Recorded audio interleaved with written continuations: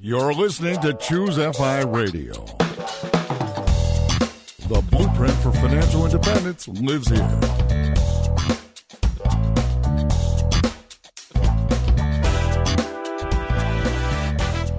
If you're looking to unlock the secrets to financial independence and early retirement, you're in the right place. Stay tuned and join a community of like-minded people who are getting off the hamster wheel and taking control of their lives in the pursuit of financial independence. Choose FI, your home for financial independence online.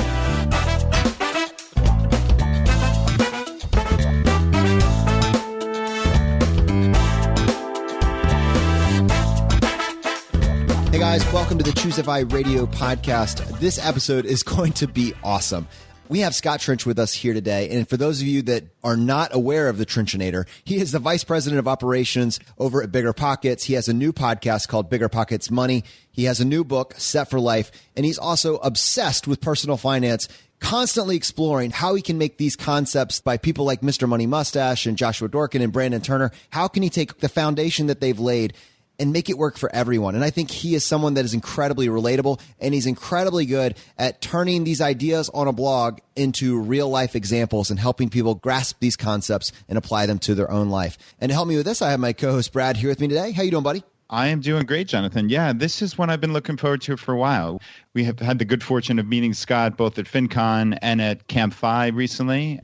I almost describe him as like an old soul. He's just a genuinely nice human being. When you talk to him, you know he's interested in you. He asks questions. I mean, he's only 27 years old, and yet he is the VP of operations at Bigger Pockets. He's well on the path to financial freedom, has a net worth in the many hundreds of thousands just because he followed the advice of people like Mr. Money Mustache and he took action. I just can't wait to hear his story and to bring him to the Choose FI audience. So with that, Scott, welcome to the show. Well, thanks, guys. That was a really nice intro. I appreciate it. This is an episode that I am incredibly excited about because what you've put together, you kind of look at this problem and you say it needs to be simpler. You know, when I look at like people like Mr. Money Mustache and what they've done over at Bigger Pockets, like these are guys that have broken down these concepts, but there's a way for me to even streamline this process. And I love your line, make it work for everyone. I'd love to hear a little bit of your backstory and hear what was it like for you, and at what point in your life did you stumble onto the two respective communities, the FI community and the real estate community? Yeah, sure. So I went to school in Nashville, Tennessee, and my parents paid for most of my college education. So I was able to graduate debt-free with about $3,000 to my name, which is a great head start. Actually, after college, I went to Europe and spent I think I had like $8,000. I spent like $5,000 backpacking around Europe with a couple of buddies before starting my full-time job that I got out of college. So that was my starting point. I had a wonderful time meeting lots of friends in school, going around Europe. You know, I had a lot of internships, did well, all that kind of stuff. I get into my first full-time job. It's at a Fortune 500 company. And in 2012, it was the meanest company in America to work for. Is that objectively? Is that based? That was objectively. That was objectively. So if you want to Google what company I work for, you can figure it out if you do some research and go Google meanest company to work for 2012. You know, that was where I started my career. And I'm totally going to Google that and put it in the show notes. Absolutely. But the blessing that I had from being in that environment was it made me realize, hey, I can't do this for the next 20, 30, 40 years, the traditional length of a career. And there was two parts to this. So one, I realized that gradually over the first 3 months. It wasn't like it just hit me one day. As the work became, there wasn't enough work. There wasn't enough opportunity for me to really kind of do all the things I wanted to do. So I would finish my work in a few hours, and then I would be like, I'm getting paid to be here, so I'm going to go and learn how to do my job better and better and better. I became an Excel guru by taking courses in Excel at work to continue to streamline my process. And then I wanted to learn about finance. I was a financial analyst.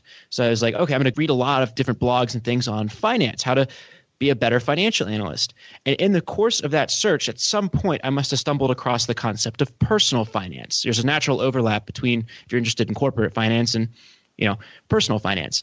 I don't know exactly when it was, but I began discovering some of these concepts for personal finance. And I think the first time that I really understood the concept of financial freedom and financial independence was on the Radical Personal Finance podcast. The first guest on that podcast ever was a guy named Mr. Money Mustache. And I remember that kind of changing my mindset and that I began reading his blog sometimes at work. And over the course of that 3 to 6 month period after starting that job, that's when I really became enamored with the concept of financial independence there. So, Scott, I know that you use that word financial freedom. Is there any significant difference in your mind between financial freedom and financial independence? No, I think it's all one and the same. The problem is I wrote a book on the subject, so my editor made me you're going to choose one or the other. So I just always use financial freedom now, and that's just my default because I've been trained to do that. I think there's no difference between the terms. I like financial freedom better than financial, not necessarily than financial independence, but I like it better than retirement, just because sometimes people dismiss the idea of retirement. But financial freedom is not about necessarily retiring. It's just having the option to do whatever you want to do. Makes total sense. I do have a follow-up on that. So one of the things that you do so well is you bridge the gap between the real estate world and the financial independence world. There's very few other influencers in our space that are doing that as well as you. I would say maybe Coach Carson is another one. And to me, that is such an obvious parallel storyline. I mean, I remember looking at the financial independence community from the outside a year or two ago, and at the same time, so I would spend my time listening to the Bigger Pockets podcast, and that would be like on the way to work. And then when I got home and on the weekends and at night, I would be reading or listening to either the Mad Fientist or reading Mr. Money Mustache and, J.L. Collins and people in that particular space. But there was never any cross communication. And it seems so obvious that these two communities are linked arm in arm if it's framed the right way. But nobody was speaking that message. Nobody was tailoring their message to that idea, to that overlap, until I found your book, Set for Life. Well, I think there's 4 things that actually are the 4 levers behind personal finance that as I define them. One is your savings rate, right? One is your investment approach. One is your earned income approach. And then the 4th is going to be your asset creation approach. You can find that as business. And there's going to be some overlap between asset creation and income generation, of course. But there's really those 4 areas are the things that people can do. Now, some segments of this community of wealth building will focus in on just one of these areas, and they pigeonhole themselves. It's orthodox, for example, for some people to be like, oh, it's all about savings. The only way to reach FIRE is to save as much as possible, have a couple of hacks like, travel hacking or whatever, and then invest in index funds. And that's how you achieve FIRE, and there's really no other way. Well, there's a ton of different ways, and they all work. Well, I certainly agree with those folks that the foundation of this plan is that 50% savings rate. What that does for you is as you begin accumulating assets, it begins to enable you to take chances and pursue opportunities in these other areas for income generation, more creative investing that can produce better returns, and then the creation of assets from scratch or the acquisition of businesses. Yeah, Scott, I completely agree. It's certainly short-sighted if people portray that as the only path. The save half your money and put it in index funds, and that's it. I mean, clearly there are many different levers, and I like your list of 4 there. I just want to slow down for a quick second. When you were describing your first couple months on the job, what stuck out to me was lifelong learning. You talked about, hey, I got great at Excel. I wanted to be the best financial analyst, so I took these courses. That strikes me, based on my experience, as unusual, in that many people don't go out of their way to be that lifelong learner. And I think it's so essential. I'm curious where you pick that up. Have you always been someone who tries to learn various different skills? And how has that impacted your life favorably? So I was thinking about this the other day, and I think what it comes down to is I have very high expectations from life. And some people do not have high expectations from life. Some people are like, I'm going to work this job for the next 40 years and, do this, and then I'll retire with modest amount of wealth, and that'll be it. But I think that us in the financial independence community, you're not really going to be interested in financial independence in the first place if you're expecting to just get by in life. You have to expect to want more. And I think that when I was starting my job, I saw it as a great opportunity. I hustled to get that job. I networked with people. I had an internship at the company the year before, and I networked with the finance team because I wanted to be on the finance team. I was one of the few people to get a job in the corporate finance department without an MBA. And I expected for that effort to be my effort to produce some rapid rewards and opportunities for me. And when that began to not materialize, I realized that no matter how much effort I was putting in, the more work I did, the more work I was given. And when I had good ideas, I was really not able to really get them to have attention from the company, if that makes sense. So yes, I was attempting at all times, I think perhaps unusually, to provide more value to the company with every passing day to the best of my ability. And when that began to cease being rewarded, when my expectations for better than average results from better than average effort were not being met, that was when I began to get disillusioned, I think, and that accelerated my yearning for financial freedom. And so that disillusionment, that set in fairly quickly, right? Like within the first handful of months of being at this Fortune 500 company? Yes, I think that I was completely on board with the concept of financial independence. I think I started in August and I was completely on board by January. In the meantime, I made one of my big financial mistakes, which was buying my brand new car. However, it was a Toyota Corolla. Brand new Toyota Corolla isn't so bad, but that was my You're wasting the hot seat questions, man. You're burning through content here. Oh, sorry. That is a hot seat. I have that as my hot, yes. That's great.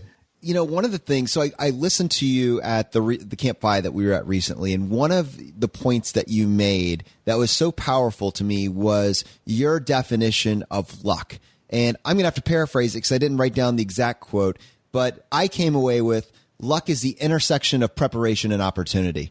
What I would love to hear you talk about for a few minutes is you're now the vice president of operations at Bigger Pockets, a company which by any standard is blowing up. I mean, it's a massive company, and it started with one guy trying to build something out of his living room for years. You know, you and the team there have kind of set it on this exponential growth, which is fascinating. But I'm curious, how do you go from someone that is just miserable in the meanest job in the country to someone that is thriving as an employee in someone else's business? Yeah, so let me describe to you a chain of good luck that happened over the course of this period from, let's call it January 2014 till July 2014. So at this point, I was all on board with financial independence. And while I loved Mr. Money Mustache was the guy who got me going on it, saving up $25K was my reality for the first year. That was all I was going to be able to do. You know, I was Ubering after work. I started trying these little side businesses that failed one by one. I began accumulating my savings, and I was like, how do I invest these more efficiently? Index fund investing is great, but if I'm going to expect 10% returns, I'm going to be here for 15 more years, even if I'm doing my best here. So I need to start changing some things. So I began meeting people for lunch all the time. I explored the concept of network marketing, multi-level marketing, which I don't know. You know, I considered that. I met with like 5 people who did that, and I just didn't get good vibes from any of the people I met. And so I'm really glad I stayed away from that. I'm glad I tried my business. I tutored math, and I just talked about investing in real estate all the time, every chance I got. Now, the first stroke of really good luck came to me when I was walking this dog. And the reason I was walking this dog is my friend she had bad knees, and she lived in downtown Denver, and she had the cutest Australian sheepdog. Now, that's a terrible thing for an animal because it's cooped up in this thing. So I would go run this dog, and I would attempt to pick up girls at the local park. And this was unsuccessful every time. I was very unlucky in that pursuit. However, I did take a break and sit down on a park bench with this guy, and we start talking stocks and entrepreneurship. And he's like 65, retired, hanging out. And so I pick up this old dude at the park, and he invites me to his mastermind meeting, which is every Thursday morning or once a month on Thursday mornings at 7 o'clock in the morning. That was a turning point in my life. When I attended that first mastermind meeting, I was like, these guys are good. One guy owned 10 properties in Denver and was flipped 5 or 6 houses a year. One guy owned a real estate firm that did probably over $100 million in real estate transactions. One guy was a property manager. One guy was starting a landscape company that ended up not working out, and he went on to be successful with a venture a few years later. But these guys were smart guys. And here I am, this 22, 23-year-old kid, not knowing anything, and they're allowing me to tag along and learn from them. So I take every single one of these guys out to lunch. I'm taking one of them out to lunch. It's actually the guy who owned that real estate brokerage, and he works in the same co-working space as a guy named Josh Dorkin. Now, Josh Dorkin is the founder of Bigger Pockets, and at the time, it was him and another guy named Brandon Turner, and those are the only 2 employees at the company. I had been listening to the Bigger Pockets podcast. I was a huge fan of the podcast. I'm sure many of your listeners are huge fans of you guys. It would be like them running into one of you just randomly while networking. And like, suppose that you'd been following the Choose FI podcast for months, had been following the advice, had been networking with people who are ahead of you, and ran into one of them. You'd be like, oh my God, I'm doing exactly what you told me to do, Josh. You're my hero. You've changed my life. My perspective is different. I love what you're doing. Can I come work for you? Can I come help you out in some way, like for free on the weekends or after work? I just want to meet investors and get more knowledge. Josh blows me off. He says, go away, kid. What are you doing? And I have a feeling he literally did that. Yeah, it's literally what happened. So and he's like, no, I'm busy. I hate it when people come in who know me and disrupt my work. Like, I was like, oh, come on. And I follow up like he was nicer than that. I'm exaggerating, but I follow up like 6 more times, basically saying, hey, can I buy you lunch? Can I take you out to a beer? Can I just learn from you? Whatever. And finally he invites me in, and it turns out that invite was actually a job interview. And I sit down and there it is. There's Josh. And he's asking me questions if I want to apply for a job as an operations guy at the company. We get on the Skype and we pull up Brandon, who's also a hero of mine. And these guys are interviewing me. And I'm like, wow, what's going on here? And, they give me a couple of tasks to do. I complete them and I get the job. And at the time, it was a little risky because I went from a very stable Fortune 500 company, even if it was a mean company, to a startup with 2 employees. I had no idea what the financials were. I had no idea what how the company was doing. All I knew was that it was changing my life, and that I thought it would, from what I could gather, it was changing hundreds or thousands or hundreds of thousands of other people's lives as well. And so that's how I got the job at Bigger Pockets. And so you can see it. There's a stream of luck that connected all of these events there. Yet, if I hadn't been so obsessed with finance, I would never had that conversation with the guy in the first place. If I hadn't been serious about my goal to achieve that, I wouldn't have got up at 6 o'clock in the morning, biked over in the cold weather to this meeting. They used to say that I look like an airline pilot because I would wear my ski helmet because it was so cold on my bike to these meetings at 7 o'clock in the morning. And I met with all these guys, and then I wouldn't have taken each one out to lunch. And I'm really frugal, spending the money to take people out to lunch and to learn from them, and then met Josh Dorkin, right? And that was the stream of luck and preparation that got me to get a job at a company that I was really a big fan of and believed in. And then, of course, I've continued to try to learn and grow, and we've had a lot of opportunities. And luckily, more and more people seem to like what Bigger Pockets is about and come to the site, and it's grown, and we've gone from there. Scott, I love that intersection of luck and preparation there. And I really hope the audience stops and picks up some of the important mental skills that you just talked about, which are having high expectations from life while most people don't, having this positive outlook, always looking for opportunities, taking those coffees, taking those lunches. When we met at Campfire, you said every single person that emails you about, hey, let's go out for coffee or let's go out for lunch, you take those meetings. That's just such a cool outlook on life. And I really want to commend you on it. And I also want to point that out to the audience, certainly. I also just want to real quickly ask you about that first meeting, when you're there with the dog and sitting on the park bench with this 65-year-old guy. You're a 22-year-old kid, as you described yourself. What do you think occurred in that meeting that led him to invite just some random 22-year-old kid with a borrowed dog to this meeting of high-powered investors? I think it's all networking. I was genuinely interested in investing. I was the conversation started with stock investing. At the time, I was still new to financial independence and was interested in stock picking. I was a very unsuccessful stock picker myself. And so we were talking about that for a while, but I was more interested in entrepreneurship. I was just interested in the concept of wealth generation, business building, all that kind of stuff. And so we must have talked for an hour about this stuff. And I think I was just genuinely interested in it, and was delighted to find a guy that had experience doing all the things that I wanted to do later in life. I think that was why he invited me there. And I think that's the point. If you are obsessed with something, if you love something, if you're passionate about something, if you want something badly, you're going to learn about it. You're going to think about it a lot. You're going to talk to other people a lot about it. And as you get to do that, you're going to find, serendipitously maybe, people that share your interests and understand when it's something that you want to do. We could probably just latch onto this one segment and spend all of our time here just talking about the value of networking from a good place, not in a swarmy type of what can I get out of you? How can I close the deal? But what I loved about your story is you always led with how can I help you? That is how you're going. And you go to Josh and you say, I love what you've done. You've had an impact on my life.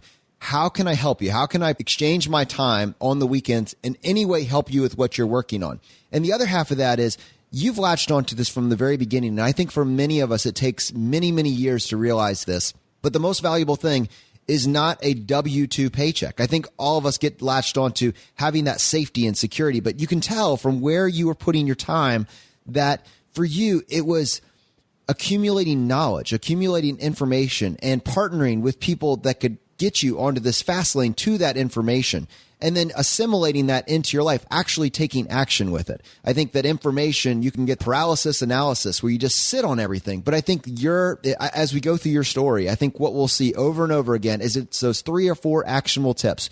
You go in with, how can I help? You realize that the most valuable thing is actually this information. And then that extra step, you actually take action with this stuff time and time again. Well, I appreciate it. Yeah, I think that's a pretty good summary of how to increase the odds of success.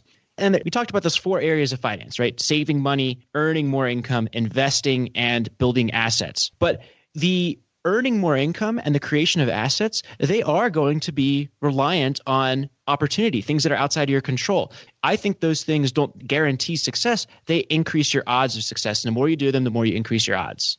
The harder you work, the luckier you get. The more you prepare, the more opportunities that will present themselves to you. It's a numbers game.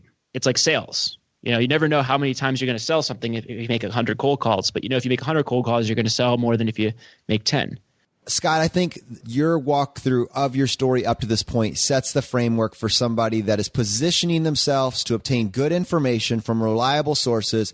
And then, as we've discussed, you have take action with it. And so that is essentially, that's the premise for the book that you wrote, Set for Life. That is exactly what you've done. You've tried to take these information from these different influencers and distill it down to something that anybody can access. I know that in your book, you described the 3 stages of wealth creation. I'd love to hear you unpack that for us. Yeah. So the first, and I'll go through my story as I describe this, right? So I told you about meeting this guy and the transition over to Bigger Pockets in July of 2014. Well, throughout that period from August 2013 to July 2014, I'd been saving a lot of money. I've been packing lunches, all those things that Mr. Money Mustache preaches. It gave me the confidence to do a couple of things. One, we had an employee stock purchase program, which allowed me to buy stock at a discount. Other people couldn't buy the stock at a discount because they couldn't live for 3 or 4 months without a paycheck. While you set aside this money, and then they would basically set aside money into this account. And at the end of the quarter, they'd buy the stock, and you get this gain. And I remember being so baffled that other people would not take a 15% employee discount on stock and just realize an immediate gain. But I could do that because I had savings. I had cash set aside in a low expense rate that allowed me to do that. And that allowed me to stockpile my cash throughout the first 2 quarters of 2014. So, I'm coming out in June, July of 2014 with $25,000 in savings when my peers who maybe made more than me were unable to save even a fraction of that. And that was the position from which I began to kind of seek some opportunities. Now, my interest in Bigger Pockets at first actually wasn't necessarily that I wanted to become a real estate investor. I was more interested in continuing to increase my savings rate. I was so ingrained in the mustache approach, and still am, that I wasn't really even thinking too hard about building a real estate portfolio. I was thinking, how do I reduce my housing expenses? And the best way I thought to do that was from an article by Mr. Brandon Turner here at Bigger Pockets, which is called How to Hack Your Housing and Get Paid to Live for Free. And he published that in late 2013, and I stumbled across it in early 2014. That was when the light bulb went off in my head. I was like, that's why I'm saving. I'm saving so I can buy a house hack. And, oh, by the way, buying this house hack, and the way this house hack for me, I bought this place for $240,000. I put down $12,000. I put about $8,000 into it. And this is all at the end of 2014. So November 2014 is when I actually closed on the property. I fixed it up over the course of 3 or 4 months. And when I was finished, I had a tenant living on the other side for $1,150 and a roommate in my side for $550 for a total of $1,700 in rent, and $1,550 was my principal, interest, taxes, insurance, and mortgage insurance premium. And then I did all the work myself and fixed it all. That was a huge savings. I had eliminated my housing expense, and I was within biking distance of my new job, which was Bigger Pockets at that time. So what strikes me is everything you've said up to this point is still core to the FI message. And it's that wealth creation begins with frugality. I love that you don't limit yourself to frugality, but you start there. And when you're looking at your expenses on a pie chart, it becomes very obvious that your main expense on that pie chart is your cost of living, your rent, your mortgage. So basically what you did is once you analyze that, you were then able to come up with a plan to crush that particular aspect of the pie chart. Yeah. I was thinking about it as I was a financial analyst, and I was getting pretty good at being a financial analyst because I was putting in so much time trying to get better at my job, right? I was like, okay, I'm looking at this and no one's talking about housing here. They're talking about packing the lunch. That's great. I'm packing a lunch. They're talking about, I know I spend a little too much money on beer. I'm not giving that up. How am I actually going to achieve a high savings rate? It's got to be through housing. And so that was why I went into like real estate. I was like, okay, I can buy real estate. Maybe I can work hard and generate passive income to pay for my housing. I was unable to put it together that a house hack was the right idea, the right way to go about things until I read that article and had it explained to me. But once it was explained to me, it became super obvious. And by the way, if you look at that pie chart that we were talking about, if you're trying to visualize this, 33%, 1/3 is housing. 17%, the next chunk is transportation. 17 plus 33 is 50. 50% of average American household spending is in just those two categories, just those two. So by house hacking close to work, I lopped off half of my expenses. I was able to spend whatever I wanted in the other areas of life and still achieve a high savings rate, well over 50% once I had done that. And that was the catalyst that propelled me forward. Now, at the same time I was doing this, because I was spending so little and my lifestyle cost so little and I had a large amount of savings, I did feel the confidence also to take that chance on the startup that I believed in, which is BiggerPockets. So I had transitioned the job in July of 2014 and I closed on the property in November of 2014. So those things were happening fairly simultaneously. I was in the middle of offering on the property. I was in the middle of offering on properties right when I transitioned jobs. And then that property happened to come along a few months later. So between those two things, that was what set the stage for really a acceleration towards FI after that. Scott, you kind of nonchalantly there said, oh, I read this article and it changed my life and I started taking action. That's a pretty remarkable thing when you think about it. Yeah. A lot of people, give yourself some credit, like a lot of people consume tons of content and don't take action. I've found what sets people apart who are successful in life and who aren't are you doing things? Are you getting up off that couch and taking action and not just consuming? Okay, you had this lightning bolt moment about this house hack that Brandon Turner wrote. How quickly did you actually say, all right, this is what's happening. I'm making moves right now? Oh, I think it was immediate. I don't remember what date it was, but all throughout that first and second quarter of 2014, that was when I began meeting with people like this old guy at the park and going and networking and taking people out to lunch and all that kind of stuff. Like as soon as I had that concept in my head, I began learning how to do it. I was not financially in the position to buy a house at that point. I did not have a strong credit history. I did not have enough cash saved up. I had like probably $4,000 or $5,000 in cash in March of 2014 because all of my money was tied up in this employee stock purchase plan that I was getting this, I was set to get this huge wave in April when the quarter ended. I was just not in position to do it, but I was in position to learn and give myself really good odds of success. And I was able, because of that article, to realize, hey, I'm not really buying a house. I'm buying an investment property. And as a result of house hacking, I will become a real estate investor. And so I might as well put myself in position to have the greatest odds of success possible by learning as much as I can about how to make it, how to choose a property in a great location that might appreciate, how to manage tenants, how to find tenants, how to fix repairs, how to do things myself, who to call when I have an emergency. All that kind of stuff were the things that I was doing over the course of that year. The reason I was able to take action off that article wasn't really because like, oh, I was so bold and adventurous. It was because I've been listening to that podcast for months. I've been listening to things like content like this that existed at the time for months. And because of that, my reality, the people I surrounded myself with in my head to and from work, at the gym, they were all telling me this is normal. This is the thing to do. It was the people at work that were doing the abnormal things. We didn't talk much about money. And because the people I was surrounding myself with, even though they didn't know me and they were just talking to me through podcasts and things like that, those are the people that I identified with and was able to take action from. And those are the people that I eventually began associating with in real life. That's exactly what I've seen as well. The difference between just accumulating information and taking action is immersing yourself in the content and not just reading it, but in finding yourself in a community of like-minded people that are pursuing common goals. And you can certainly get that by listening to a podcast to and from work every single day, following up with information from various articles and blogs. And I think that next aspect of taking it to real life, taking it at least to social media where you're able to communicate back and forth with people and they're able to show you what they're doing and how to improve that message to your particular situation. Basically taking advantage of the Jim Rohn quote that says you're the average of the 5 people that you spend the most time with. And the amazing thing about the communities, the respective communities that we're talking about, is that those 5 people no longer need to be in your same zip code. Yep. A good example of how this helped me a lot was I was feeling really bad around this time about my Toyota Corolla purchase because it was a brand new 2014 Toyota Corolla that I bought in late 2013. That's when they released the new models. Friends and family thought that was a great idea. Oh, it's such a good economical investment and all that. I read an article, I think it was Mr. Money Mustache again, and he was like, well, if you buy a new car, you've got like 20 years of inventory, and that's a really bad way to run a business. It's not inefficient. I wouldn't print 20 years worth of copies of Set for Life and call that a good business move and then dwindle them over the next 20 years, right? It's just very uncertain. It's those kinds of things. But my friends and family did not understand these concepts. They thought I was crazy for even questioning the validity of buying a Toyota Corolla as a smart economical choice.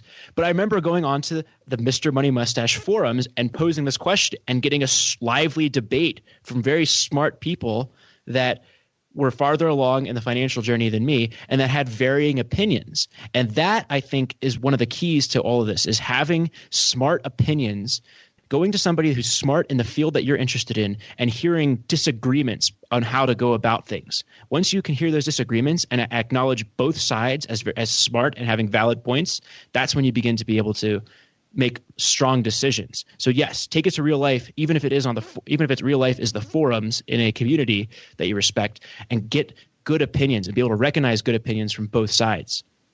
Yeah, absolutely. And so I guess the place to take this next is to actually hear you talk about this framework that you've built. I mean, so let's even move this away from your story. Let's set the stage by saying that the content that's in your book, you've lived this out. I mean, I don't know if people recognize the math on this, but it's the beginning of 2018. We just said that your journey started in 2014. So in less than 5 years, you are at or now past the point of FI. So the principles that you're talking in the book, we know they work if you implement them.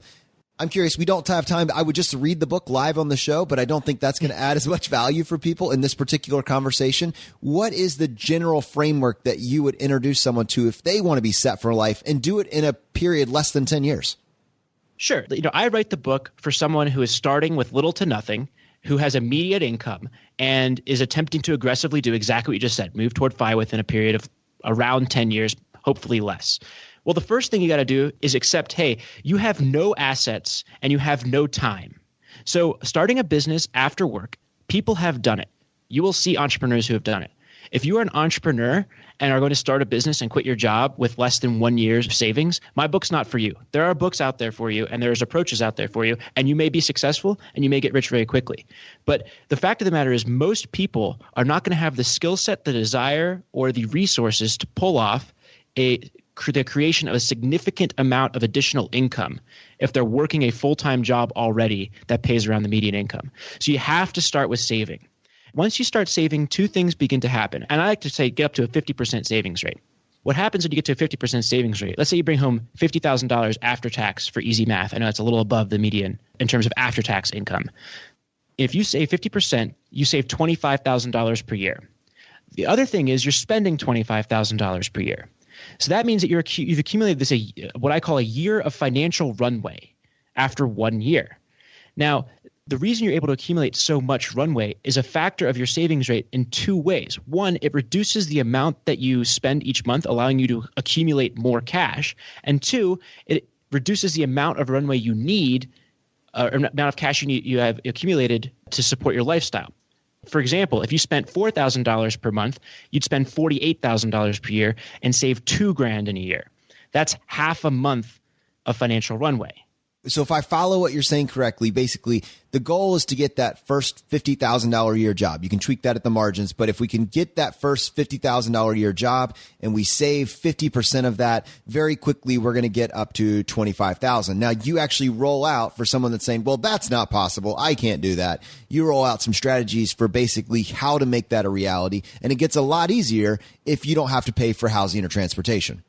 Exactly. Yes, that's exactly right. You have to figure out how to do it. And getting to that median income, unfortunately, in my opinion, is the starting point for the journey to FI. If you're not able to command a median income, you need to do what you got to do to go through the process of, apprenticeship, college, whatever it is that you need to do to get to that median income, because it's going to be very hard to achieve a high savings rate basically anywhere in the country at a significantly lower rate than that. So I think that needs to be a central focus. Once you're there, though, yes, the biggest expenses in your life are housing, transportation, food, pensions, healthcare, and then there's this 20% chunk at the pie chart, 1/5, that is entertainment, clothing, apparel, accessories, others, all that kind of stuff. All the fun stuff in your life is that 20%. And you're not going to achieve a 50% savings rate, and you're going to hate your life if you attempt to focus on cutting out that 20% chunk that's all the good times, right? So you focus instead on, how do I reduce my housing expense? How do I get a roommate, move to a house hack if you can. Maybe it doesn't have to happen overnight. Maybe it happens over the course of a year or two that you approach this point where you can eliminate or drastically reduce your housing expense. And then try to be close to work. And if you do those two things, you're going to make a huge dent in your housing and transportation expense. If you're smart about what you eat, healthy, make reasonable food from reasonable grocery stores, you're going to be pretty good on the food budget. You can still go out for wings with your buddies. That's what I like to do, and I don't regret it. Those fun things in life, the things you enjoy, can still happen while you achieve that 50% savings rate. Scott, I like how you do not focus too much actually on, as you say, the fun stuff. There's that tendency to look at it from a deprivation point of view. And when you start taking all the fun aspects out of your life, this can become a chore. Whereas you're saying, just be smart with the big stuff. Be smart with the housing, the transportation, the food. So I love that perspective. I'm curious where 401k and other retirement contributions come into this, if at all. I was not, when I was doing this journey, interested in 401k or retirement contributions. I contributed to a Roth IRA, and then I withdrew all of my contributions in order to purchase my first house hack. So for me, in this stage, if you are super aggressive about achieving financial independence and you're committed to, giving it as good an effort as you possibly can and achieving it in around 10 years, and you're starting young, then the wealth that's in retirement accounts, not being able to access it penalty-free is a big deal. Even a Roth IRA like I had, where you can withdraw early, not being able to access the gains early is a big deal, because that's the period in your life, if you're going about things the way I was, where opportunities will begin to present themselves, and that's where you need to be able to access that cash in a liquid form in order to pursue those opportunities. The ability to house hack, for example, that we can talk about this in a minute, but the ROI is literally 100% to 200% return on investment within the first couple of years. And I'll explain why that is, why the math works on that, even in average scenarios. And there's just not a way to do that with retirement accounts. There's not a way to fund your lifestyle while you pursue a business opportunity or take a chance in a sales job or a startup that exists in those retirement accounts. One of the things I think that happens to many people in this country, they take these jobs, these middle-class jobs at corporations, and then they go about, and over the course of 5-10 years, they ramp up to a salary of 75, 80, maybe even 100K. But almost all of their wealth is trapped in two places, which is their home equity, their mortgage payment, and their retirement accounts. They have very little, less than a year of liquidity outside of those two places. And that pigeonholes them into those jobs and delays their financial freedom. They have to go about it through that rigid formula of save 50% of my income and invest in index funds, because they have no other choice, because they have no other wealth with which to deploy and take chances. And so the whole point of this is to expose yourself to opportunity, prepare yourself for that possibility of getting lucky, consistently educate and be able to take advantage of those when they pop up. So that's why I don't use retirement accounts. That is so controversial, and I love it. Thank you for committing to that. And Brad, I'm glad that you slowed down on that because I was just going to bypass that completely. And I think that is something that someone is going to have to tease through. But I think, at least with the scenario that you're laying out, if you're fixated on that plan, if you have a plan, then this could work for you. I mean, the math is the math. When we say it's just the function of the math, you need to be very clear on what the pros and the cons are of the plan that you're laying out. But this is doable. I've read through this book, and this is definitely a doable plan. There's a couple things that strike me. I'm thinking about all the reasons that somebody would start listening to this and then bail on your ideas here. And one of them might be, well, I don't make $50,000 a year, so this isn't written for me. And in my mind, it's always about solving the problem. And to me, this is doable. Making it to a $50,000 a year salary is doable, but it's the same problem as everything else. You need to figure out, all right, well, how do I make $50K? How can I position myself to be in a situation to earn that income? And then from there, Scott's not asking you to save $250,000 or reach 25x your annual expenses. He says that first goal is save $25,000. That to me seems very doable. That is low-hanging fruit. And it's self-fulfilling in that once you get to the point where you're able to save up 25K, you say, I can do this. I can do anything. And to me, that's really impressive. I think it kind of sets us up for the next stage in this problem. Right, Scott? Absolutely. I want to throw something out there right now. 2 weeks ago, here in 2018, I decided that this year I am going to begin contributing to retirement accounts. And the reason why I'm doing that is because my company allows me to take a match. And the other part of it is I now have the passive income I need and the ability to accumulate large amounts of liquidity every year. I'm happy with my job and I don't need that money right now. And that's why I'm beginning to put it away into these retirement accounts and take the tax advantages, is because I have more cash than ideas of how to efficiently invest it more creatively. And because my job is getting a little bit more busy here at Bigger Pockets, which I love, I have less time to pursue these creative investments. So I am changing my tune on retirement accounts now.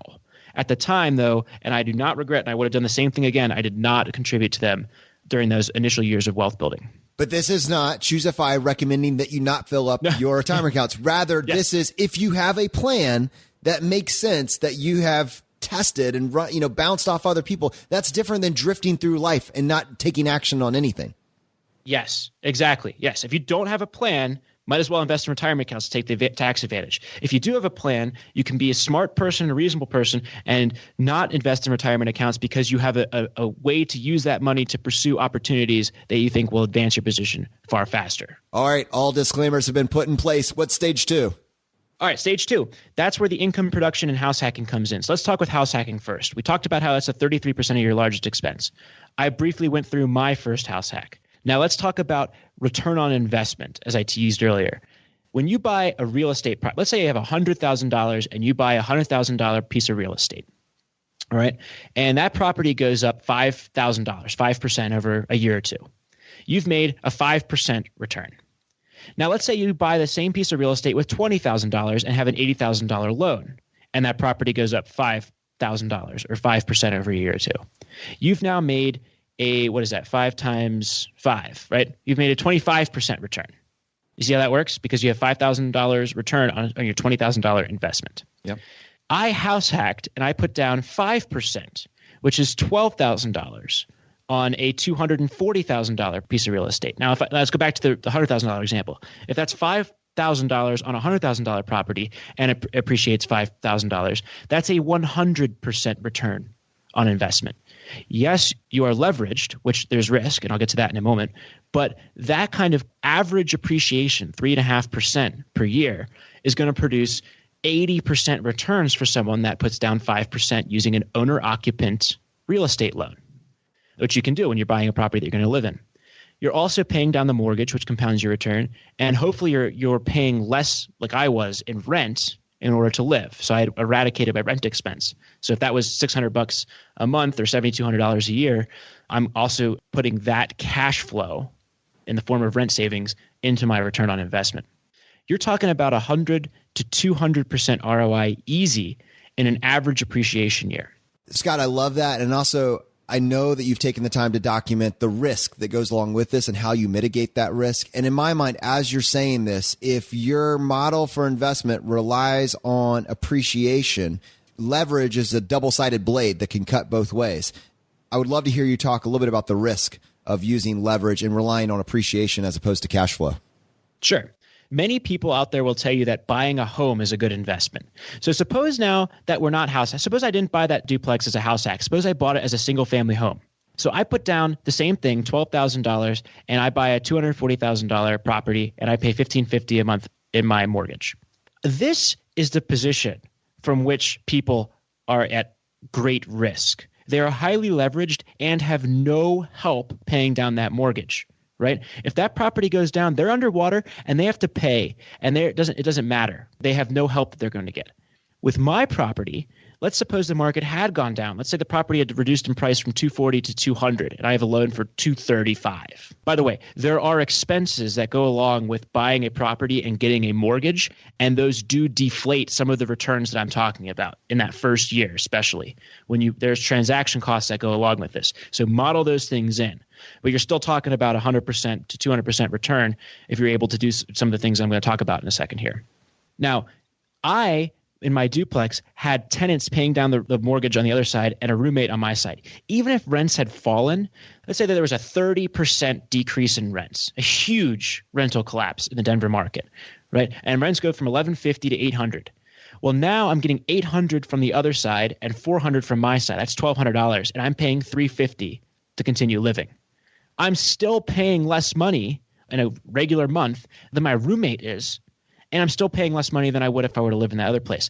That's called risk reduction. Even though I'm underwater, even if the price falls, I'm still able to live much more efficiently.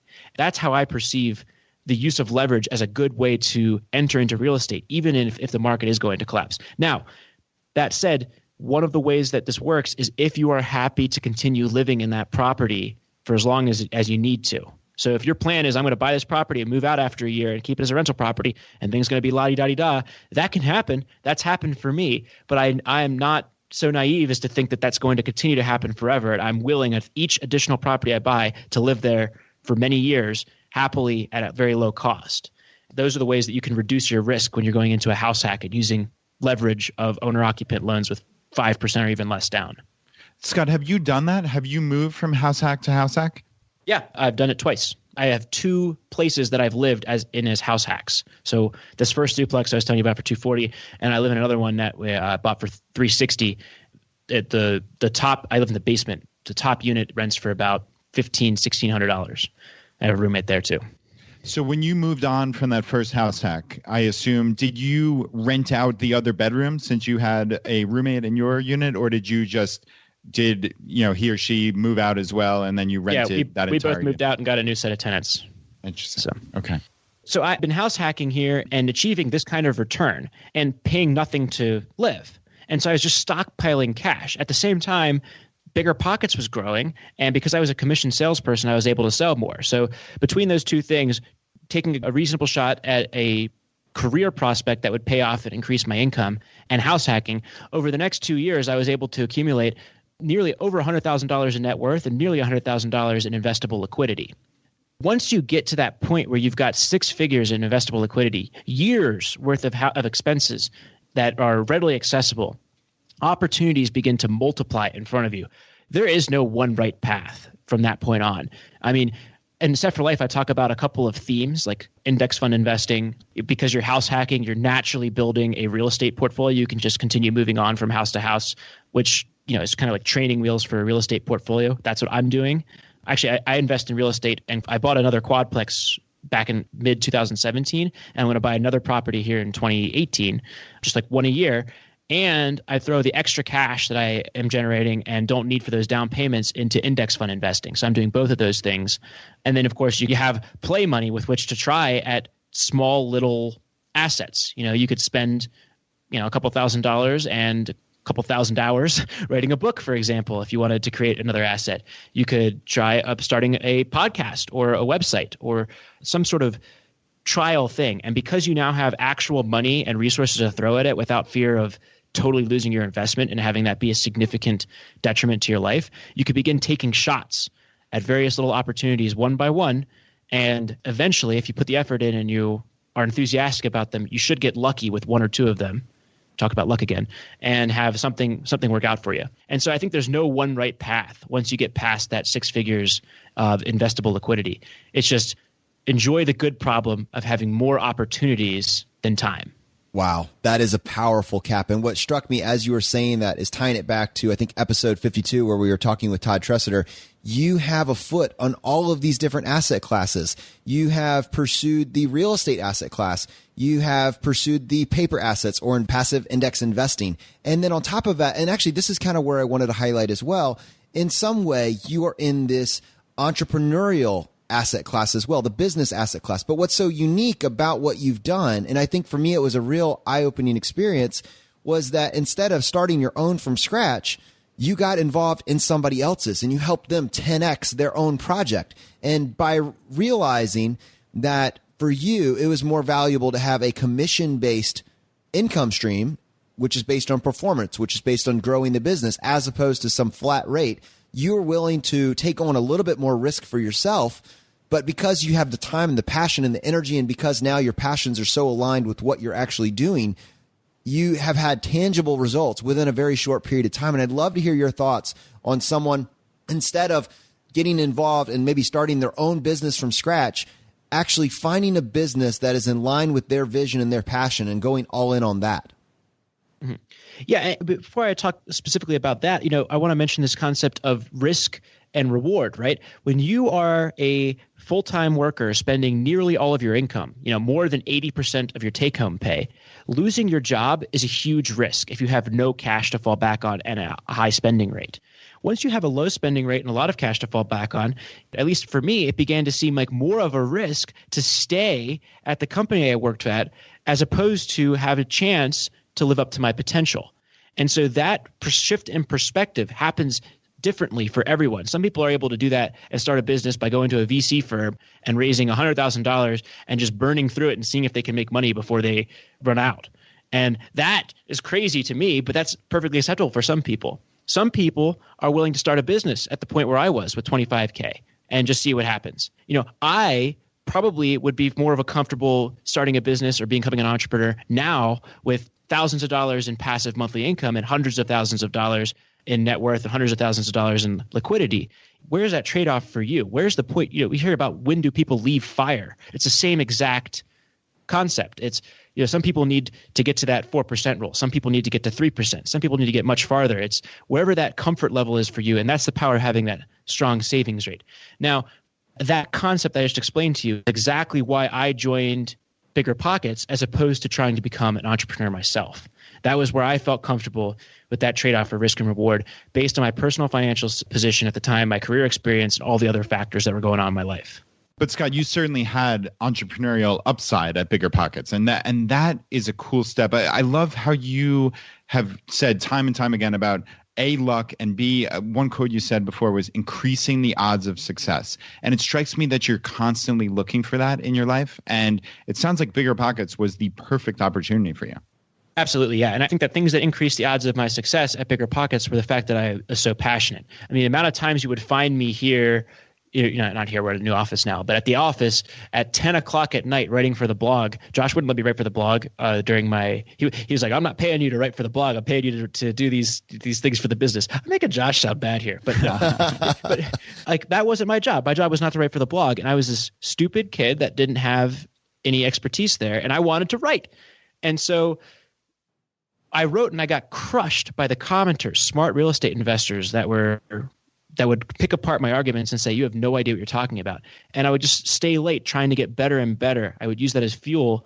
And that kind of passion and desire, learning from the users, wanting to become a real estate investor, wanting to build my portfolio, I think all those things absolutely really synergized with my work here at Bigger Pockets. So I think that finding something that you're interested in, enthusiastic in, and willing to throw yourself at will increase your odds of success for sure. Yeah, absolutely, man. What strikes me is that you are willing to be wrong. Yeah, and you're willing to fess up to that, and then your ideas get better over time. And I think that's kind of what I brought to the table initially was enthusiasm.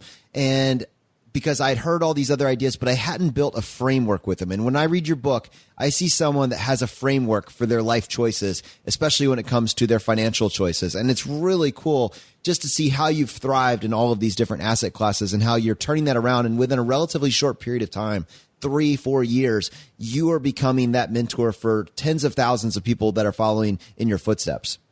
That's what's crazy is I think that what I'm doing is kind of normal and repeatable for most. I mean, maybe not the bigger pockets part of it, but the network that I've built.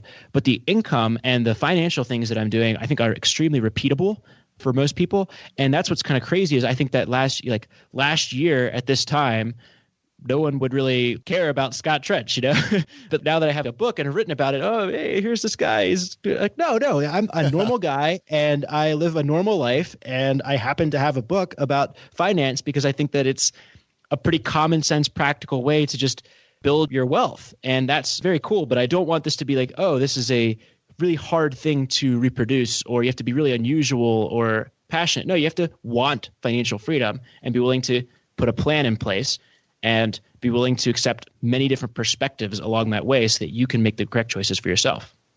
Scott, I'm struck by this. You latched onto this so early, right? It was just a couple of months out of college that you found Mr. Money Mustache, realized that your initial job, while sure making a great salary, this was not a long-term goal for you.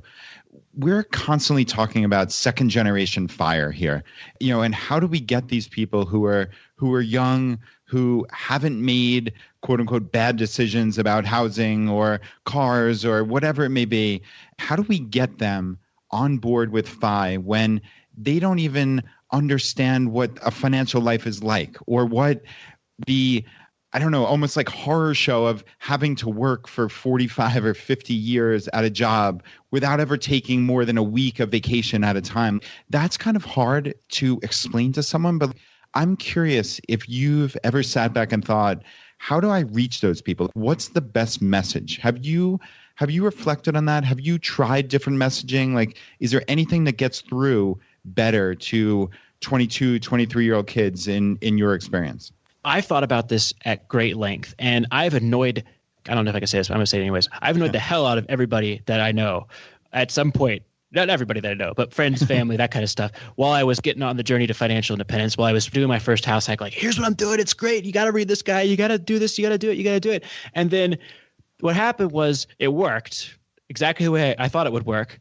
And then I now have a large amount of assets and passive income. And I can't go and be like, oh, yeah, it worked. You should have done what I did. That doesn't work anymore, right? So basically what I'm trying to say is you're going to be annoying if you're going to people that don't want to hear about this message and trying to spread it.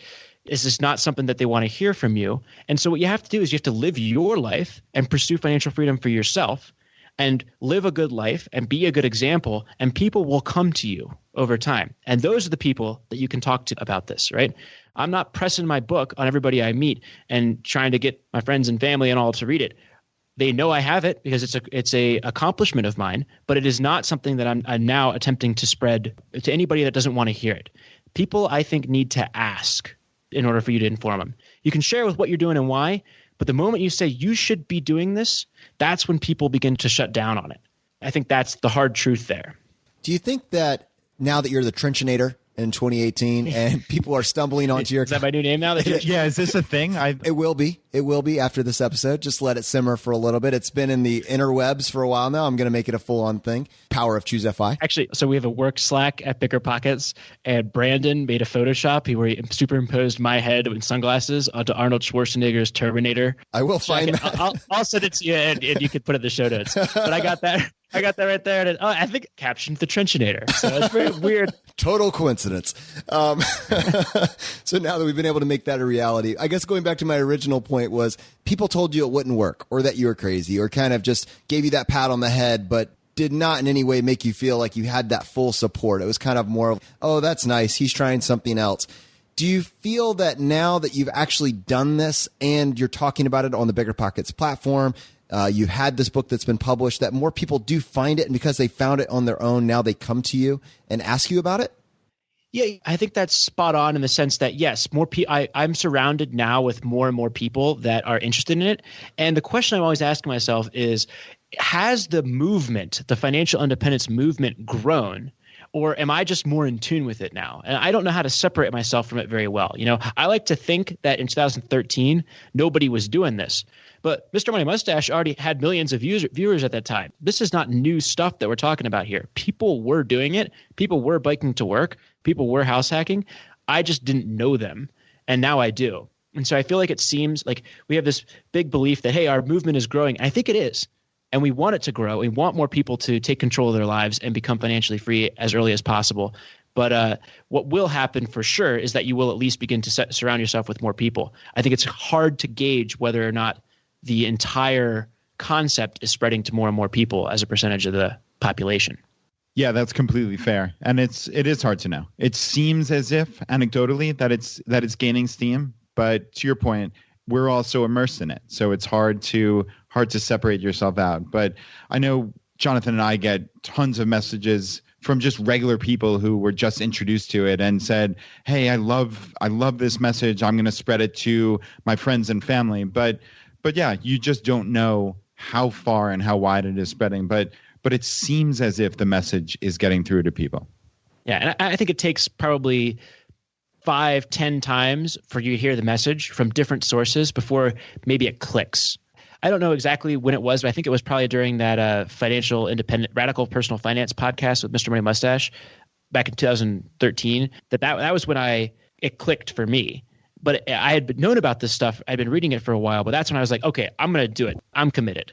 I don't know when that is going to be for people, but it takes a certain number of these kinds of podcasts or blogs or books in order for it to really hit home.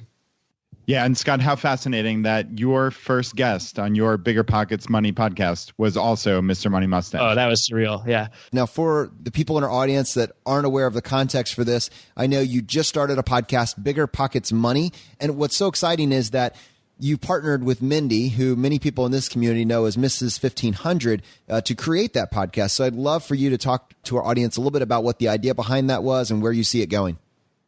Yeah, so Mindy and I are probably the two biggest personal finance nerds at Bigger Pockets. We both work here and we love it.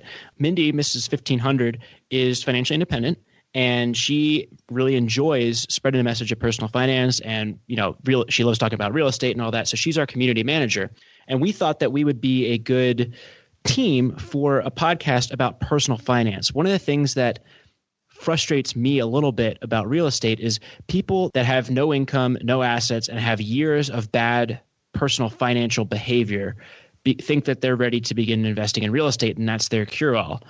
But I believe that really it's the reverse. You have to get your financial house in order first and then invest from a position of financial strength in order to accelerate your position. I like it when real estate helps improve my financial position or accelerate my growth, but I'm not dependent on any of my real estate properties for my financial position, if that makes any sense. So that's the kind of the theory behind this. And then we want to spread good financial habits, spread the message of financial independence, and help people move to that point from which they can begin making serious, significant investments. And so, yeah, we had, the first step of that is going to be embrace frugality, begin saving, begin doing all the things you need to do to get your saving, build wealth, investable capital, and that kind of stuff. And that's why Mr. Money Mustache was such a perfect and gracious first guest. And that day was just so surreal for me. I went up, I drove up instead of biked. He lives far away. And I met with him. That brand new Corolla. With that brand new Corolla. It's now 4 or 5 years old. And we met and we hung around. We saw the place that he's working on. He's built a Mustachian headquarters, which is pretty fascinating. Got a great deal and has really turned the place around. It was, in pretty bad shape when he got it. Yeah, it was just a kind of surreal day. We discussed a lot of things like self-driving cars and Bitcoin, all that stuff. A couple days after we met, he came out with that article, Why Bitcoin is Stupid, which I 100% agree with, by the way. And that kind of stuff. So that was a great day. But then the other episodes, we were talking about various different things. We're talking about grocery shopping. How do you bring your grocery bill down to below, how do you do that as efficiently as you possibly can? For that, we have Erin Chase from $5 Meal Plan. And she gives a fantastic overview of how to how to really dig in and eliminate one of these large expense areas. And that's great because that's a very actionable way to take that first step. It takes time to change your housing situation or reduce your commute time. You're not going to be able to do that next week, but you can go out and begin making some strides and eating a little bit healthier and saving hundreds of dollars a month by planning out your grocery bills a little bit better. And then we're going to move on from topics like that. We talked to Tiffany Alice, and Tiffany runs a website that talks about how people can really go from bad financial positions with bad debt, that kind of stuff, back to a position from which they can begin creating wealth and accumulating assets and that kind of things.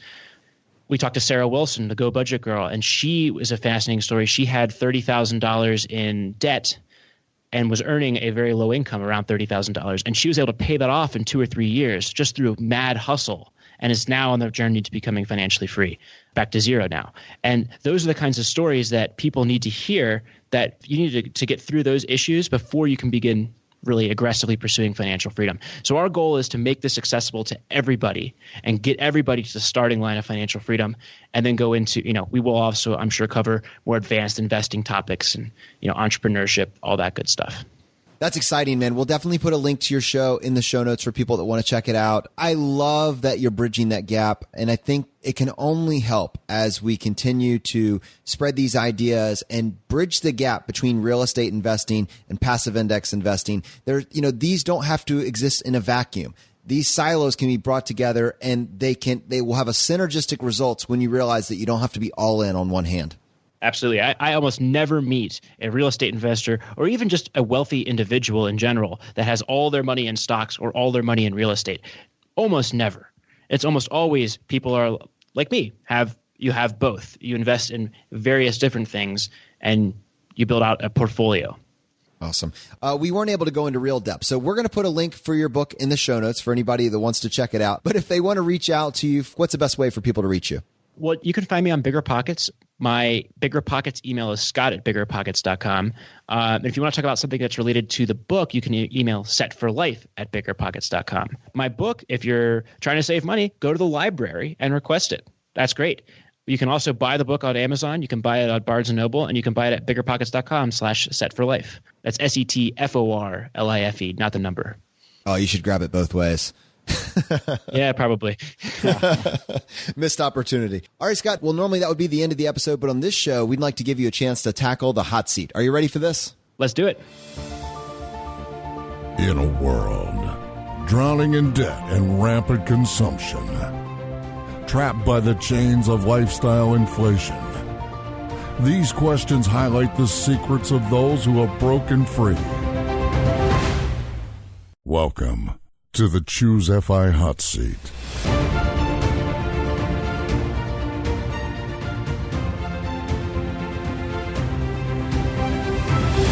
All right, question number one, your favorite blog that's not your own. All right, so my favorite blog that's not my own is Mr. Money Mustache. That's the one that changed my life. I'm sure that other people have heard that many times on this podcast, so I'll mention another one called Financial Samurai, which I enjoy as well. I think that Sam is a pretty smart guy. Yeah, I think in the last couple of weeks, I've heard his name pop up several times. So, Brad, we really do need to reach out to him. Yeah, that would be a very good future guest. So thanks for reminding us, Scott. Awesome. And Scott, your question number 2, your favorite article of all time. My favorite article I mentioned earlier on the show was How to Hack Your Housing and Get Paid to Live for Free by Brandon Turner. Yeah, you know what? I don't think I can stress what an influence Brandon Turner and Josh Dorkin had on my life in terms of creating the podcast in the format that they created. There's a lot of overlap between the way that Bigger Pockets tackles a podcast and the way that Choose FI tackles a podcast. And it was that idea of creating a community and bringing on people that could add these different elements to a specific strategy that you wanted to implement. And I tell you what, after listening to them for 2 weeks straight, I wanted to go all in on a different way to tackle real estate every single day. I mean, it's almost overwhelming how much information they bring to the community. Yeah, I'm a big fan. I think that the theme is you're listening to smart people with contrasting opinions on various different things. And that is how you learn and be able to make good decisions. And that's what the Bigger Pockets podcast provides and helps out with. All right, question number 3, your favorite life hack. So my favorite life hack is I'm going to give you 2. One is house hacking. I mean, I've described that many times. I also like to bike, which is a good hack for getting people started. I'm going to give you guys some credit because you guys changed. I had a glaring weakness in my own personal financial position, which was the travel hacking thing. I'm 27. So I go to a lot of weddings. That's a big expense for me, as I get friends from around the country and I got to go to these things. And so I'm right now in the middle of pursuing my Southwest Companion Pass with the Southwest Premier Business Card. I think it is the one I started with. And I just finished my Chase Sapphire Preferred card. So thanks to you guys, I'm doing that now. And I've already been able to use some of the points from this program to save me hundreds of dollars. So that one was actually very eye-opening to me. Nice. I'm actually working on my Companion Pass right now. By the time this episode airs, I will hopefully have it completely locked down. But it sounds like we're about in the right place. And certainly if you're listening to us in the beginning half of the year, that is the time to start working on the Companion Pass. Yeah, I love that concept. That was huge. Yeah, that's really cool, Scott. I'm glad to hear it. And yeah, for everybody out there, my wife and I are finally back under Chase 524. So we're able to open up cards. We just opened up the Sapphire Preferred each. So yeah, it sounds like all three of us are working on very similar approaches right now. I think it's great. And by the way, I want to plug your show because I listen to your show and I think it's fantastic. And I have a number of episodes like that. I like Chad Carson's. I liked Fiery Millennial from Gwen, and I like Todd Tressiter. I thought you had a bunch of great guests on these episodes, and I've really learned a lot. So I think you guys are doing some great things here, and no surprise to me that you have one of the fastest growing podcasts and communities in the space here. Thank you so much, Scott. It's really been a privilege to be a part of this community, and honestly, to go from listening to it on the sidelines and soaking this information up just like you were to just how can I get involved, right? Absolutely. All right, Scott, question number 4, your biggest financial mistake. So I'm going to give you 2 here as well. One is that new car I mentioned earlier and spoiled this question for you. And the second was failure to travel hack. I had just dismissed, I had known that travel hacking existed and that smart people were talking about it. I just failed to take action on it. And that's cost me probably several $1,000s, maybe $5,000 or more over the last couple of years. Wow. That is incredible. When you put it together, when you stack several years of missed opportunity together, it really becomes apparent what sort of money you're talking about. And if you're a business owner, it's even more profound, especially with the amount of spending that can be put on a card and it's just evaporating into thin air. So yeah, I don't blame you for highlighting that. And I think that many people don't realize how many specific aspects of their life there are for room for optimization. I think the biggest thing between taking action and just kind of looking at it and thinking, what are those weirdos doing, is just maybe knowing one person that's a trustworthy, reliable person that's doing it. And for me, it was Brad. I had heard about it from like the points guys, and Travel Rewards has been around in the space forever, but it wasn't until I heard Brad explaining it on the Mad Scientist podcast over a year and a half ago that it solidified for me. And the same as it did for you. And I said, wow, what a missed opportunity. Yeah, if I could go back and rewrite Set for Life, I would say to eliminate your transportation expense, you do 2 things. You bike to work or walk to work, and you travel hack. And that actually is what will wipe out that entire 17% of the average American household spending, or the vast majority of it is those 2 things combined. That's so cool, Scott. And I love how open you are to changing your mind and getting new information, right? Like you said, you were kind of obstinate and kind of dismissed travel hacking. But the more you learned about it, the more you listened. Okay, hey, this sounds legitimate and I've heard it from legitimate sources. Let me try it. And now it's changed the entire way you think about traveling. So kudos to you. Don't beat yourself up about the lost opportunity. Just look at it as, hey, I'm moving forward in the right manner. And that's how I advise. Everyone can beat themselves up about things in the past. And we constantly tell our audience, the only thing you can do is make good decisions going forward. So yeah, that's more to the audience than to you specifically, because I know you're not really beating yourself up about it, but it's an important point nonetheless. Well, I'm going to give the kudos to you because you're the one that got me doing this. Well, thanks, buddy. I appreciate it. All right, Scott, question number 5, the advice you would give your younger self. So I would encourage my younger self to start earlier, particularly in college, when there's a lot less risk. Drink a little less, and try starting a few businesses or intern or join a startup in high school or college. Those are risk-free ways to try your hand at big opportunities that cost nothing and, that's the perfect time to do it if you're looking for these things. If you have that opportunity, try doing it earlier in life before you get going into that career, because it was a struggle to break free from that career for that first year, where I had to really kind of cut back and sacrifice and spend much less, for example, than I have to now in order to live a happy lifestyle and achieve a high savings rate. And so if you don't do those things, if you don't get started earlier in life, you're going to have to go through this period of sacrifice, or at least cutting back a little bit and making some big changes, disruptive lifestyle changes, in order to launch towards that first savings level. I would love to slow down and talk about that one actionable point you gave there. You said for that high schooler, try to get involved in a startup because there's no risk there. I mean, practically, what does it look like? How does that high schooler get involved with a startup? What direct actionable tips would you give to a high schooler that says, I want to pick a different path and I want to find a startup to go work for? Well, you see these stories of these guys that are doing this all the time. For example, one of the things that struck me was this kid named Jordan Cox, and he was the coupon kid out of the UK. He came with his mom. He was awesome. He had already been learning how to build a website, how to generate traffic, how to help people save money. I think he's changed. I think he's rebranded now as an adult from the coupon kid to I think it was like 15 at the time, and now he's like 18, and he's rebranded. And he's a moneysavingexpert.com, which is out of the UK, and he just goes to places and tells people how to save money on household items and all these different places around the UK. Go to the shop and we have a good deal here. Here's how to do this kind of hack.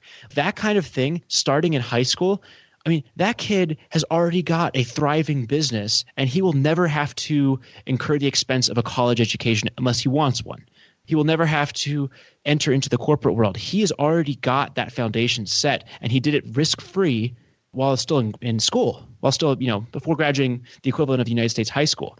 And you see stories about this every once in a while across the country. It doesn't seem like it's that hard to do. And even if you fail, at least you have that experience to fall back on, and you can talk about it later. I was thinking about that as well. It's that portfolio. If no one ever goes to your website, if no one ever looks at it, the skill set that you've built just by trying, and the fact that there's virtually no barrier to entry to start with this. You need a computer at home that you can work from. I've seen Brad's home computers, not very impressive. And he's built 3 businesses now online from his home. And so this is something where if you're willing to just stretch yourself and pursue something that is outside the norm, it goes back to those tips we talked about earlier. Just be willing to take action on something, immerse yourself in a community that's providing you good information.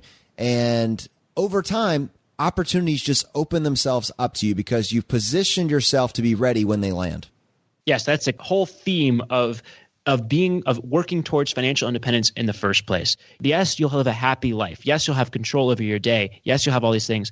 But really, not very few people achieve financial independence and then sit on their bum all day drinking margaritas by the beach and call that a happy life. Almost everybody that goes and has some sort of opportunity, financial or otherwise, where they can go and make a positive impact on the world. And by continually setting yourself up and doing it earlier and earlier in life, you increase your odds of recognizing and acting on those opportunities. All right, Scott. So you're 27 years old and you have reached financial independence or financial freedom. Basically, your world has opened up to endless opportunities. At this point, it's just you picking what do you want to do. I'm curious, since you have essentially zero transportation cost and zero housing cost at this particular point in time, how much were your annual expenses last year?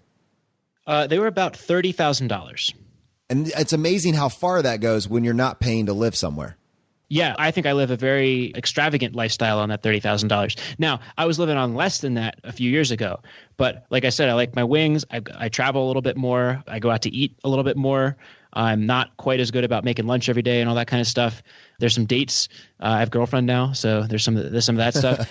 That's the point of this, is because I have some passive income, even if I was earning a median income still, $65,000 or so, I would still have a 50% savings rate, and that's expanding because of my passive income. So I think that's the magic of going through that first couple of years where you really struggle to accumulate that wealth and then invest it, is then you have that passive income and you reduce your expenses and you can buy back the things that make you happy. One point I want to make on this is Joel from FI 180 had a great example of this. He was spending over $111,000 per year, and he showed a graph of his expenses and went down to like 80. In 2012 was 111. The next year, 2013, was 80. Then it went down to like 60. Then it went down to like 40, and then it went down to 25, and then it went back up to, I think it was 30 or 35. And that was his happy level. And I think that was a concept that really stood out to me is, hey, a lot of people, when they start doing this, they go too far. And I think you should cut out all these things and see what living on the bare minimum is for a year or so. And then you put the things in place once your financial position is improving that make you happy, and you stay at that level. And that's where I'm at now.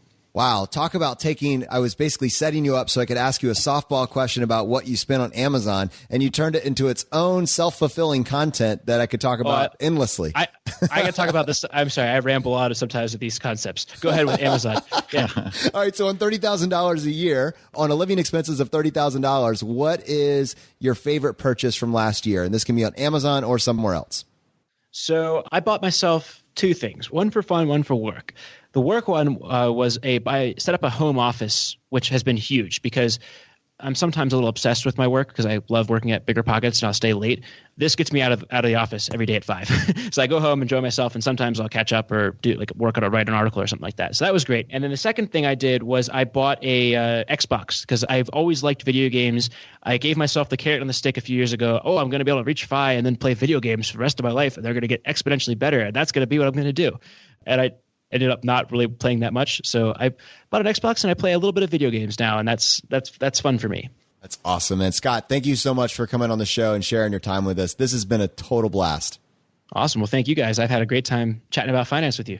To our community, I hope you got value from this. I hope you realize that there are almost an infinite number of ways to tackle the game. I hope that when you're listening to Choose FI, you realize that we're not dogmatic on any particular lane, but we are dogmatic on the fact that you need to take action. Your path won't take care of itself. It's up to you to go get access to good information and then implement it into your life. And over time, just continually get better by 1% at a time in every single aspect of your life. Thank you for listening. Thank you for being a part of this community. If you want to support us, here are 4 easy ways. 1, leave us an iTunes review. If you want to do that, just go to choosefi.com/iTunes. 2, use our page to sign up for travel credit cards. If you want to travel the world with miles and points instead of your hard-earned dollars, then just go to choosefi.com/cards and get started today. 3, if you're working on the milestones of FI, set up a personal capital account to track your progress and use our affiliate link. It's completely free, and just go to choosefi.com/PC. P as in Paul, C as in cat. And 4, and most importantly, find your friends, coworkers, and family members who might be open to this message and tell them about the podcast. Have them start with episode 38, The Why of FI, and right behind that, have them go listen to episode 21, The Pillars of FI. It is a fantastic starting place. All right, my friends, the fire is spreading. We'll see you next time as we continue to go down the road less traveled. You've been listening to Choose FI Radio Podcast, where we help middle-class America build wealth, one life hack at a time.